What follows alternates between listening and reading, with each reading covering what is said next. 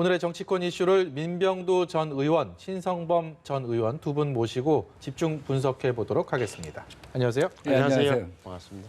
먼저 추미애 법무장관의 수사지휘권 발동 어제 오후에 전국을 강타했고요. 여전히 그 여진이 이어지고 있습니다.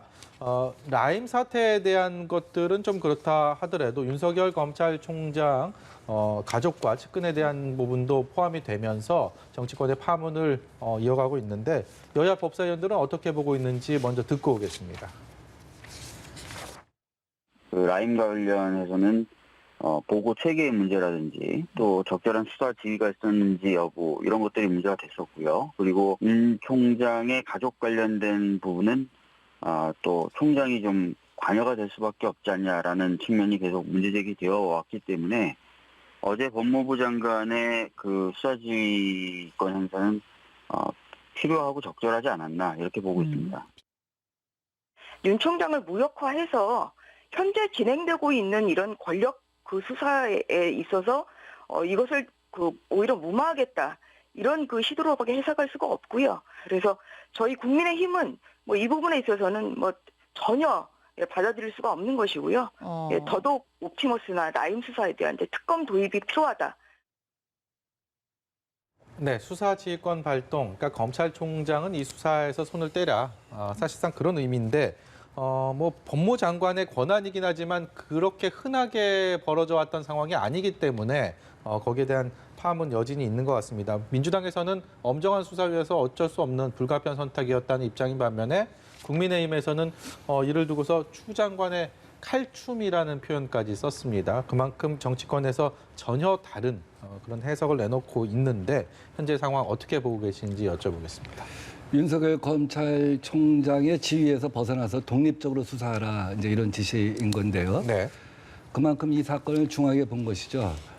우선 그 라임과 관련해서는 크게 두 가지 아니겠습니까? 야당 의원에 대한 검찰 수사가 지지부진하다. 예. 실제로 잘 진행이 되고 있지 않다. 권력 만약에 개입이 있다고 한다면 여야 가리지 않고 성역 없이 수사를 해야 되는데 이것이 진행이 안 됐다고 한다면 큰 문제가 아니겠느냐. 거기에 또 윤석열 총장이 어쨌든 지휘에 문제가 있었던 것이 아니냐 하는 것이 틀린 것 같고요.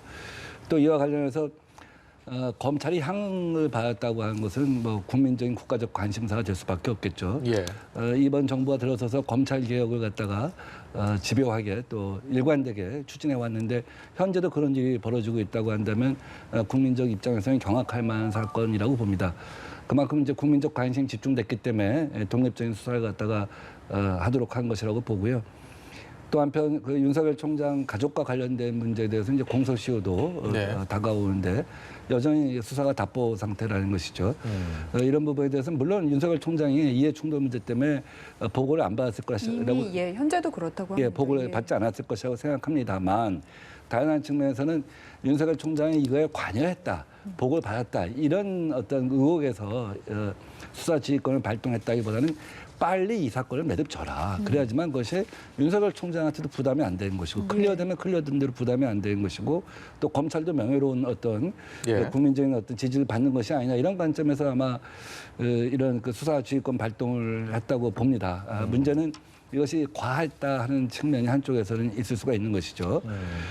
이 취지 자체가 굉장히 어떤 그 검찰 내부 권력의 이제 상호 견제, 독립성 이런 걸 전제로 진행이 된 것인데 이것이 자주 발동이 되면 그만큼 법무부가 정부가 검찰 권력에 개입한다 하는 이제 비판을 갖다 받을 수가 있는 소지가 있다고 봅니다만 네. 결국 이 문제에 관해서 제대로 된 수사를 통해서 그러한 지적에 대해서도 해소하고 이런 것이 바람직하다고 생각합니다.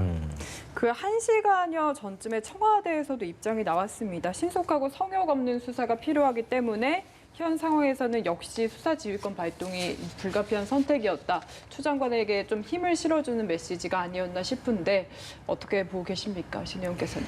우선 그 윤 총장에 대한 지휘권을 그러니까 손을 떼라고 하는 법무부 장관의 명령이 있기 위해서 근거가 있어야 될 텐데 유일한 근거는 그 김봉현 씨의 옥중 서류예요. 정확히 말하면 편지도 아니고 어떻게 보면 사건 개요 정리라고 해서 지난달 9월 21일 날 변호사에게 전달한 문건 하나에 5장짜리 문건. 이 언론에서 자꾸 옥중 서신이라 하는데 그것도 맞지 않고 김봉현 씨가 깜빵 안에서 정리한 사건 개요 정리라는 문건이라는 표현 좀 해주시면 좋겠고 여기에 의해서 윤석열 씨를 총장을 공격하잖아요. 그러니까 윤석열 총장하고 친한 검찰 수임 변호사가 와서 청와대 행정관 갖고 안 되고 청와대 수석 하나 잡아야 된다. 그럼 결론적으로 보면 그 진술하도록 했느냐 그게 중요하잖아요. 윤석열 총장이 시켰느냐 아니면 그 검찰 수임 변호사가 윤 총장의 관계 속에서 자기가 나름대로 공을 세우려고 한 건지 그것도 불투명하잖아요. 또 두 번째는 그러면 윤석열 총장이 여당 출신 정치인들은 철저하게 수사하고 야당 출신들은 뭐 느슨하게 수사하라고 지시했느냐? 그게 아니잖아요. 왜냐면 어제 국정감사에서 나왔지만 예. 전 남부지검장도 언론 인터뷰에서 했잖아요. 총장한테 윤 총장은 5월 달에 보고를 했다. 뭘 보고했느냐? 야당 출신 정치인 진술이 나왔습니다. 그러니까 윤 총장이 뭐라고 답변에 지시를 했냐 하면 야, 이거 잘못하면 큰일 난다. 우리 검찰 출신이기 때문에. 그래서 철저히 수사해라. 이거 우리 제 식구 감사기 소리 나오면은 검찰에 욕먹게 생겼어요. 철저히 수사라고 말했다고 언론에 인터뷰를 했어요. 그다음에 현재 박모 검사장은 자기 임명되고 나서 8월 달에 대검 반부패 강력부 라인을 통해서 보고했다는 거. 그러니까 윤 총장이 보고를 받고 지시를 제대로 했고 수사가 진행 중인 사안이에요, 지금. 남부지검에서 덮은 게 아니라 야당만 뭐 봐주기 위해서 덮은 게 아니라 이런 상황에서 그다음에 또 하나는 이제 다만 남는 건 이제 검사 3명이 그 변호사하고 같이 가서 김봉현 씨한테 뭐 접대를 받다 예. 상응 문제잖아요. 그리고 검찰 수사관들 문제. 이거는 지금 남부지검도 보고받은 적도 없고 우리는 자기도 몰랐다.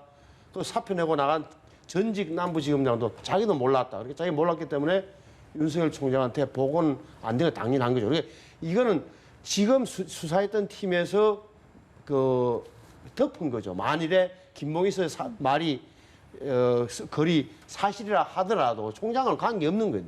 근데 이걸 갖다가 이제 다 묶어서 수사지휘를 제대로 못했으니까 당연히 손떼라는 것의 의미는 결국은 남부지검이나 이게 다 윤석열 쪽 총장 쪽 사람들이 많으니 도저히 못 믿겠다. 뭐 그런 표현이죠. 불신의 표현이고 거기에다 덧붙여서 부인하고 장모님까지 다 장모까지 붙여갖고 내 건 도저히 안 되니까 손떼라 이렇게 해서 어떻게 보면 뭐라 그럴까? 아니 총장으로서 인정 못하겠다는 계속된 추장한 태도에 저는 연장선상에 있다고 봐요. 네. 그렇잖아요. 어쨌든 이제 추미애 장관은 지휘권을 발동을 했고 대검이 이를 30분 만에 바로 수용을 했습니다. 사실 이틀 전까지만 해도 뭐 중상모략이다 이런 식으로 법무부가 입장문을 냈을 때 강하게 반발을 했어서 이렇게 바로 수용한 것에 대해서 좀 의외적이다라는 반응도 있었거든요. 근데 이게 갈등이 봉합된 게 아니다. 잠시 수면 아래로 내려갔다라는 지금 반응들도 있는 게 20일 대검 국감에서 윤석열 총장이 뭔가 입장을 강하게 내는 게 아니냐라는 전망들도 있는데 좀 어떻게 전망을 하십니까? 윤석열 총장 입장에서는 사실 이게 뭐 운신의 폭이 굉장히 적다고 봐요. 지난번에 채널A 사건과 관련해서 수사지휘권 발동됐을 때 전국 검사장 회의도 하고 그러지 않았습니까? 그때 이제 임기는 마무리해야 한다. 그것이 검찰의 어떤 독립성을 지키는 것이다 하는 의견이 모아졌고 결국 이제 거기에 따랐던 것이죠. 이번에 22일 날 국감에서 아마 주로 나올 질문들 같은 경우는 이번 수사지휘권 발동이 윤석열 총장을 갖다 옥죄는 것이다라는 해석에 대해서 어떻게 보고 또 앞으로 임기를 갖다 마칠 거냐 뭐 이런 등의 질문이 나올 것입니다만 우선 가족관계 부분에 대해서는 본인이 여기에 대해서 딱히 뭐라고 하기가 굉장히 힘들겠죠. 예. 우선 본인은 독립적으로 수사하라고 했고 보고받지 않았다 하는 입장만 되풀이할 수밖에 없을 것 같고요. 이제 앞에 부분과 관련해서 물론 이 수사가 진행 중인 사안이지만 이 부분에 관해서는 일정한 정도 윤석열 총장이 항상 해왔던 거 있지 않습니까? 이제 검찰은 민주주의를 위해서 헌신해야 한다. 이런 어떤 원칙을 갖고 어느 권력에도 굴하지 않고 민주주의를 위해서 헌신하는 것이 검찰의 입장이다 하는 정도 네. 그런 이상을 갖다 얘기하기는 굉장히 힘들 것이다 하는 생각을 합니다. 과거에 15년 전이었습니다. 이번에 이제 추 장관이 채널A 검언유착 사건과 이번 그 윤 총장에 대한 두 차례 수사지휘권 발동하기 전에 15년 전에 천정배 당시 법무장관이 동국대 강정구 교수에 대한 그렇죠. 수사지휘권을 한번 발동한 적이 있지 네네, 않았습니까? 김종민 총장이 예, 예. 그 당시에 김종민 총장은 수사지휘권 사표를 내고 발동과 나갔죠. 동시에 사표를 내고 나갔습니다. 네. 우리가 일반적으로 검찰, 검사 조직이라는 쪽이 워낙 자존심이 강하기 때문에 그런 거에 대해서 당장 사표를 던지지 않을까 이런 얘기들 흔히들 그런 생각들 많이 하는데 윤 총장은 좀 다른 상황인 것 같습니다. 어떻게 아무래도 저 부인하고 처가 문제가 돼도 되는 게 그에 대해서는 뭐 좀 할 말이 별로 없을 것 같아요. 근데 아시는 이 부분도 뭐 그 2012년도에 결혼했다는 거 아니에요. 그러니까 예. 윤 총장이 당시에 제 기억에 맞으면 53살에 늦장가를 간 거 아닙니까? 젊은 네. 부인을 만났는데 부인이 사업가였고 뭐 재산이 다 부인 이름으로 돼 있다고 그러는데 만나고 보니까 제가 뭐 장모가 어떻게 또 사업을 했는지 고소 고발을 많이 당하고 13년 전에 2003년 사건이잖아요. 이래 뭐 정모 씨 이름 나오는 게 그런 건데 그건 뭐 자기 본인도 총장도 할 말이 없는 건데 제가 볼 때 이제 윤 총장도 아마 개인적으로야 얼마나 모멸감 느끼고 하겠어요. 하지만 그만둘 수도 없는 처지잖아요, 지금은. 그리고 또 뭐 개인 감정으로 할 수도 없는 거고. 예. 저는 그래서 윤 총장이 뭐 잘 참고 그 머릿속에 말씀하셨다시피 모레 22일 날 대검찰청 국정감사 가면 이런 문제를 여야 막론하고 막 따지게 자기 생각을 말할 기회가 분명히 있다는 점도 염두에 뒀을 테고 또 하나는 법무부 장관이 저리 하니 내가 어떻게 버티겠느냐. 나는 수용할 수밖에 없다. 그러나 수사에 대한 모든 책임이 이제 내 손을 떠났기 때문에 잘 되든 못 되든 장관 책임 아니냐 이런 생각도 깔려 있는 것 같아요. 예. 예를 들어서 채널A 말씀하시는데 그것도 결론이 뭡니까? 한동훈 다시 말하면 윤 총장 당신이 그래 척건이라는 한동훈 검사장 지키려고 그렇게 하는 거 아니냐라고 해서 수사지휘권을 발동해서 윤 총장이 손을 떼게 만드는데 결론이 어떻게 됐죠? 한동훈 검사장 결과적으로 몸싸움 하다가 아무 증거도 못 찾고 됐고 그다음에 증거가 넘쳐서 실체적 진실에 접근한다고 했던 예. 그 수사팀의 부장검사 어떻게 됐습니까? 아무도 못 잡았잖아요. 허지부지되고 그 양반은 차장검사로 승진만 했을 뿐이고 이런 지난번에 추미애 장관의 1차 수사지휘권 행사는 실패한 거예요. 요번에도 실패하게 되면 제가 볼 때는 시간이 지나면 보면 알겠지만 추 장관의 지휘권이 오히려 책임이 잘못되면 수사가 잘못되면 예. 추 장관이 오히려 온통 책임을 뒤집으시는 사태가 저는 올 수 있다고 봐요. 네. 어쨌든 상황이 이렇다 보니까 여당은 이럴수록 공수처가 더욱 필요하다. 더는 출범을 미룰 수 없다라고 주장을 하는 상황이고요. 여기에 맞서서 국민의힘은 독소 조항을 뺀 공수처 개정안을 독자 발의를 하면서 맞불을 놓은 상황입니다. 두 원내대표의 이야기 듣고 와서 마저 이야기 나눠보겠습니다. 더는 공수처 설치를 지체할 수 없습니다. 야당이 끝내 협조를 거부한다면 민주당은 곧바로 공수처법 개정안 심사에 착수할 것이라는 말씀을 드립니다. 국민의힘에 26일까지 공수처장 후보 추천위원을 추천해 줄 것을 거듭 다시 한번 요청합니다.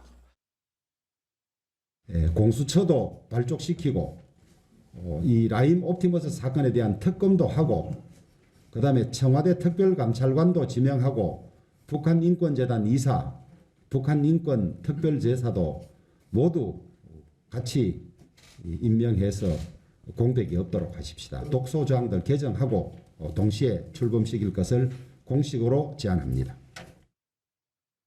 네, 민주당에서 공수처 설치를 위한 이른바 야당에 제시한 데드라인은 국감이 끝나는 26일로 이미 알려져 있고 거기에 대해서 공을 국민의힘에 던진 상황인데 지금 주호영 원내대표의 얘기는 그래 공수처도 하고 특검도 하고 북한인권재단, 북한인권특별대사, 청와대 특별감찰관 그동안에 얘기 나왔던 모든 것 그래 한꺼번에 다 하자.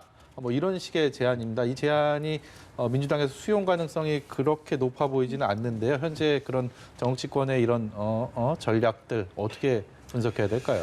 이제 1차 협상안에 이어서 이제 2차 협상안을 제기한 것이죠. 맨 처음에 북한 인권특별대사, 청와대 특별감찰관 임명을 조건으로 해서 한번 의사를 갖다가 맞바꿀 수 있는지 타진해 본 것이고 네. 이번엔 거기다 특별 검찰까지 이제 얹어서 타진한 것인데 아마 수용하기가 어렵다고 봅니다. 지금 특검을 임명하게 되면 첫째는 이 사건 성격을 규정해 버리는 거예요. 예. 현재까지는 우리가 민생경제범죄로 보는 것이고 플러스 청와대 행정관의 공직기강 회의까지는 확인된 것인데 이른바 막대한 정치자금을 조성하기 위해서 권력 실세가 개입했다는 권력형 범죄 이 단초는 현재까지 드러난 게 없지 않습니까? 예. 그런데 만약에 특검을 하게 되면 첫째 사건 프레임을 갖다가 그 야당의 주장에 동의하는 것이 되기 때문에 정부 여당 입장에서는 수용할 수가 없을 것이고요. 다음 두 번째는 지금 특검을 갖다 출발하게 되면 공수처 자체가 그 어떻게 보면 제대로 된 어떤 탄력성 있게 힘있게 출발하는 것이 아닌 게 되죠. 앞으로는 또 번번이 공수처하고 특검이 병존할 수도 있는 거 아니겠습니까? 예. 지금 이제 특검은 이번 건으로 이제 과거 시대의 것이 되고 공수처를 통해서 권력 견제를 하자는 것이 이제 검찰 개혁의 중요한 방안으로 나온 것인데 이것을 동시 병행을 하자고 하는 것 자체는 논리에 굉장히 모순이 생기는 것이기 때문에 수용이 어렵다고 봅니다. 그래서 실제로는 이것이 공수처에서 특검과 달리 정치권에서 1호 수사 대상, 2호 수사 대상을 정할 수는 없습니다. 네. 예. 특검은 아예 수사 대상을 정하는 것이잖아요. 그래서 공수처가 출범해서 이것을 갖다 수사 대상에 이제 포함시킨다고 한다면 이제 권력형 범죄라고 하는 단초가 드러나야지만 개입할 수 있는 거 아니겠습니까?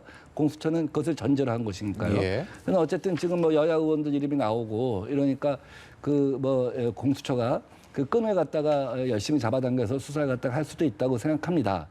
그런데 야당은 어쨌든 전략적으로 보면 정말 지금 현명한 판단을 해야 되는 것이 공수처는 실제로 야당이 동의하는 인사가 공수처장이 될 수밖에 없는 구조 아니겠습니까? 예. 지금 법 자체가 설계가 그렇게 돼 있단 말이죠. 그렇다고 한다면 지금 오히려 공수처 설립에 대해서 적극적으로 개입을 해갖고 야당이 원하는 인사를 갖다 공수처장에 앉히는 것이 훨씬 그 어떻게 보면 그 전략적으로도 옳은 길이지. 계속해서 이제 반대만 하다가 보면 결국 지금 여당이 걷고자 하는 길이 있지 않습니까? 법 자체를 바꿔서라도 그러면은 일방적으로 추진하겠다. 그러면 뭐 야당 입장에서는 아무런 진실에 접근할 수 있는 길이 없어지는 것이니까 저는 지금 뭐 잘 판단해야 한다고 보고 또 여당도 지금 공수처로 하자는 거 아니겠습니까?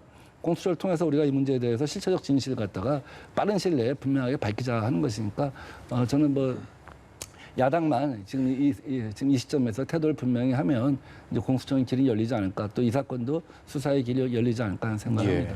그 하나만 더 여쭤보고 싶은데 지금 공수처와 특검을 같이 연계하는 건 좀 어려울 거다라고 보시는 것 같고 공수처만 좀 따로 떼서 여쭤보자면 지금 야당에서는 독소 조항이 있다. 이 부분 개정을 해야 한다라고 또 주장을 해서 오늘 독자 발의를 한 것 아닙니까? 이 부분에 대해서는 역시 개정 가능성도 좀 있다고 보시는지. 그건 별로 없다고 봅니다. 왜냐하면 공수처 자체 설계할 때 굉장히 치밀하게 했고 그 당시에 또 야당이 요구하는 걸 반영을 했습니다. 이미, 그러니까 정치인에 대한 그 공수처의 수사에 대해서는 수사는 할 수 있게 하되 기소는 현재 검찰이 하게 돼 있습니다. 그러니까 공수처가 정치적으로 관여한 것에 대해서는 차단한 것이죠. 예. 공수처가 수사와 기소권을 한꺼번에 갖는 것은 경무관급 이상 경찰이랄지 검찰이랄지 법원에 대해서만 가질 수가 있습니다. 왜냐하면 검찰에 대해서 수사만 하고 기소를 할 수 없다고 한다면 어떻게 공수처가 필요하겠습니까? 역시 기존 협상의 경찰이랑 여지가 똑같은 없다. 것이죠. 예. 그래서 이것은 원칙적으로 잘 설계가 되어 있기 때문에 그 부분에 대해서는 아마 재론의 여지가 없다고 봅니다. 예.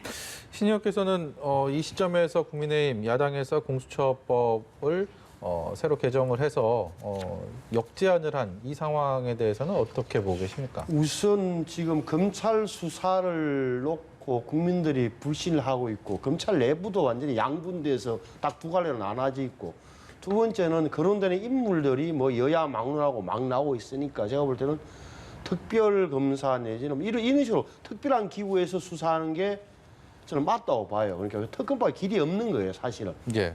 근데 그런데 이제 공수처의 뭐 당위성에 대해서는 이제 검사들 아직도 술 얻어먹고 다니고 지금 수사 뒤틀고 하는 거 이런 거 아니냐. 그래서 그거는 뭐 저는 뭐 가능하다고 보는 건데 그럼 지금 이 사건은 공수처가 수사할 게 아니잖아요. 공수처 아직 없고 출범할 거 아직 남았는데 그리고 이런 그 검증 비리를 공수처가 하는 게 막 적절한지도 의문이 있는 상황에서 이 사건을 위해서 공수처로 가자는 것은 제가 볼 때 그건 좀 타당하지 않은 것 같아요. 그래서 나는 또 이제 그 주호영 대표는 어떻게 보면 이제 공수처를 받겠다는 거 아닙니까? 공수처를 받을 테니까 특검을 같이 해달라는 거죠. 양보안을 던지기 때문에 여당에서도 민주당에서도 너무 두 개 다 안 되라고 하기보다는 뭐 좀 이야기를 협상을 좀 시작하는 게 그나마 낫지 않을까 싶어요. 근데 이 공수처법을 받는다고 하기에는 기존에 민주당이 발의했던 지금 뭐 심사를 앞두고 있는 그런 개정안을 논의하는 게 아니고 자체적인 개정안을 또 만들어서 그거에 대한 제안을 한 상황이지 않습니까? 당내나 뭐 지지자층들을 봐서라도 지금 출범하려고 하는 공수처가 예를 들어서 뭐 처장은 네. 그래도 뭐 야당에게 두 명의 그 비토권을 보장하는 거 있지만 지금 여당이 다시 야당이 계속 반대하면 법을 바꿔서라도 하겠다는 거 아닙니까? 국회에서 그냥 야당을 뺀 국회에서 추천하는 걸 이렇게 바꾸겠다는 계산이니까 그런 거 보면 그 독소조항 어찌됐건 정치적 중립을 보장할 수 있는 그런 장치를 좀 넣겠다는 계산 아니겠어요, 야당은. 그럼 네. 거기에 대한 나름대로의 담보도 좀 제공해 주는 게 저는 여당의 태도라고 봐요. 예. 주제 좀 바꿔보겠습니다. 월성 1호기 조기 폐쇄 결정에 대한 감사원의 그 타당성 감사 결과가 오늘 오후 2시에 발표가 됐습니다. 감사원에서는 일단 경제성에 대해서는 굉장히 불합리하게 낮게 평가가 됐다라고 하면서도 그 조기 폐쇄의 타당성 판단에는 감사의 한계가 있었다라는 평가를 내렸습니다. 전반적인 감사원의 이번 결론에 대해서는 어떻게 보고 계십니까? 현 정부의 탈원전 정책, 그것을 기본적으로 유지하게 하면서 부분적으로 문제가 있었다라는 지적을 한 것 같아요. 그러니까 예. 감사위원들 내에서 탈원전을 지지하는 쪽과 경제성을 중심으로 보는 쪽, 그 두 가지 의견이 타협한 결과라고 저는 생각을 합니다. 제가 그 전에 2000년도에 워싱턴에 있었을 때 미 국무부 이제 관리랑 만나면 김대중 대통령 햇볕 정책을 한참 지지하다가 부시 정부로 바뀌니까 북한은 악의 축이라고 얘기하는 거예요. 그렇죠. 일주일 만에. 그래서 어떻게 한 사람의 생각이 일주일 만에 바뀔 수 있냐고 했더니 공무원은 국민이 선출한 대통령의 정책을 갖다가 수행하는 것이 공무원이다 이런 얘기를 하더라고요. 그럴 수 있겠다는 생각이 들어요.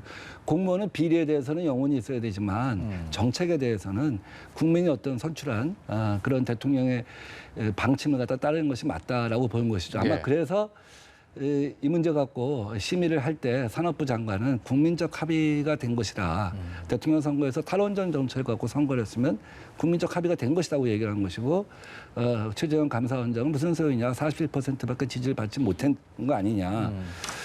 그래서 이제 감사원장이 또 그런 차원으로 접근을 하다 보니까 이것이 이제 정치색화된 것이죠. 예. 그러면서 이것이 문제가 되니까 아마 감사위원들 사이에서 치열한 논쟁 끝에 그러면 정치 색깔은 빼고 한번 실제로 하나하나 따져보자 이렇게 된 것 같고 경제성 분야 문제에 있어서는 사실은 약간의 그 무리가 있었다 하는 지적을 한 것인데 반면에 그럼 이 폐쇄 결정에 대해서는 어떻게 판단할 것이냐 그것은 앞으로 안전성 문제 있지 않습니까? 또 지역 수용성이라고 하는 거 있지 않습니까? 이런 그 전체 시대의 흐름에 비춰서 볼 때는 이 폐쇄 자체에 대해서는 자기들이 결론을 내릴 수가 없다 이렇게 어떻게 보면 타협 지점을 찾은 것이죠. 그래서 저는 끝으로 한 가지만 말씀드리면 4대강 때도 그랬고요. 4대강 때도 4대강을 한꺼번에 할 것이 아니라 한 개 강만 한번 시범적으로 해봤으면 국민적 합의를 도출해 갈 수 있지 않았겠냐 하는 생각을 하거든요. 그럼 지금 우리가 생각하는 어떤 환경 문제의 개선도 훨씬 좋았을 것이고 뭐 수해 예방 이런 문제도 훨씬 좋았을 거라고 봐요. 그러니까 이 정부도 저는 탈원전 정책을 기본적으로 지지하지만 우선 탈석탄을 좀 확실하게 1단계를 추진하면서 국민적 공감대를 가져가면서 탈원전을 갖다가 단계적으로 했었으면 더 좋았을 것이라는 생각은 개인적으로 갖고 있습니다. 이 월성 1호기 타당성 검사가 참 예정보다 많이 늦어져서 오래 기다린 끝에 결론이 난 건데 이제 정치적 후폭풍은 좀 마무리가 될 수 있을 거라고 보시는지 아니면 좀 더 이어질 거라고 보시는지 어떻게 보십니까? 근데 저 감사원의 감사를 저도 뭐 봤는데 보니까 이런 거잖아요. 그러니까 그 폐쇄의 종합적인 타당했느냐 그런 종합적인 결론에 대해서는 판단을 유보한 거죠. 근데 그 판단의 근거 다시 말하면 월성 1호기를 조기에 2018년 6월달에 조기에 폐쇄하기라는 결정의 가장 큰 준거틀 기준이 됐던 경제성은 평가를 잘못했다고 확실하게 답을 한 거예요.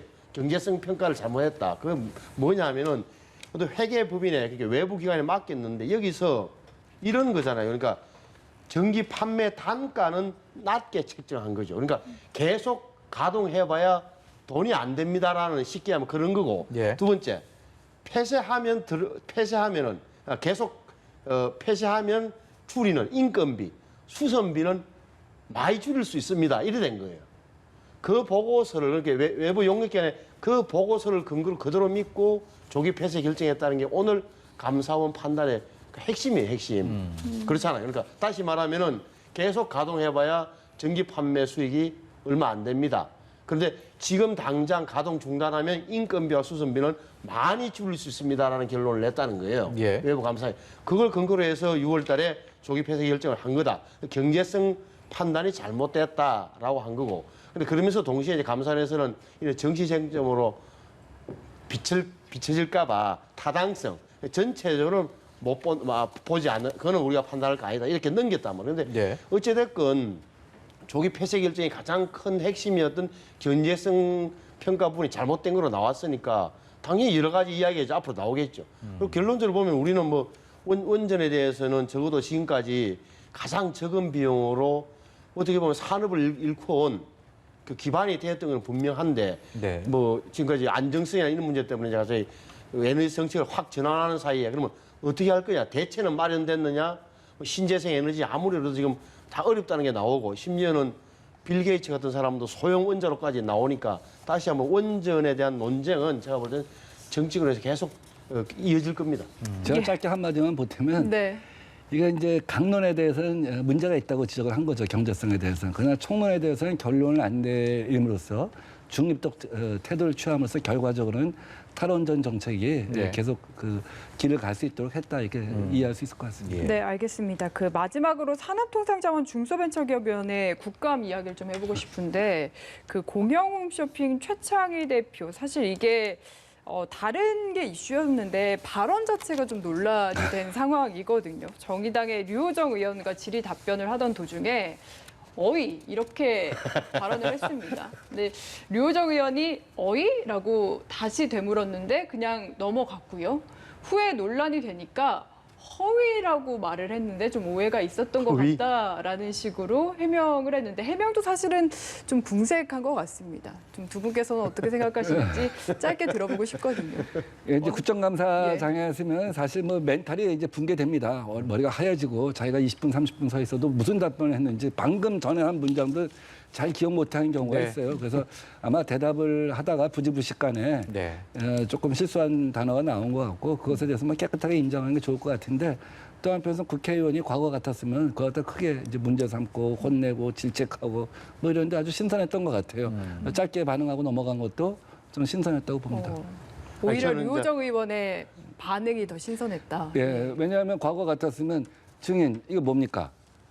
다시 그래서 저 공식적으로 사과하라 하고 위원장님 사과하도록 그것 조율 주십시오. 때문에 과거 같으면 파행하고 중단되고 그러지 이제 않습니까? 그 경우는 이제 물론 이제 여야 간의 네. 문제죠. 이거는 뭐 제3자니까 이제 제3자 갖고 파행하는 경우는 특히 정치적으로 민감한 증인일 경우는 그럴 수도 있겠지만 예. 뭐 제가 이렇게 짧게 어이 그리고 짧게 멘트한 것 자체가 오히려 좀 사람들이 국민들이 볼 때 일반적인 국회의 모습하고는 좀 따로 아닌 것 같아서 예. 좀 재밌게 봤을 것 같아요. 아니 이제 이 문제가 된 게 공영 홈쇼핑의 이 대표라는 분이 사람이 먼저다라는 그 슬로건. 슬로건을 네. 만들어내신 홍보 전문가고 지난번 예. 문재인 대통령 후보에 뭐 고문을 했다니까 이제 이런 거 문제돼. 그 고문자 그 공을 세워서 아마 공영 홈쇼핑 대표가 네. 되신 분인데 모르죠. 그렇게 혼자 말한 건지 의의한 건지 허위했는데 말이 헛나온지 모르겠는데 네. 어찌됐건 또 유호정 의원이라는 분이 뭐 아주 가장 젊은 통통 튀는 정의당의 대표잖아요. 의원이신데 좀 뭐 사실관계는 모르겠습니다. 하나 좀 어떤 연세 드신 우리 비슷한 연배의 좀 꼰대의 예. 좀 잘못된 모습으로 전형처럼 비춰질까 봐 저도 걱정입니다. 예. 오늘 말씀은 여기까지 듣겠습니다. 지금까지 민병두 전 의원, 신성범 전 의원이었습니다. 고맙습니다. 잘 들었습니다.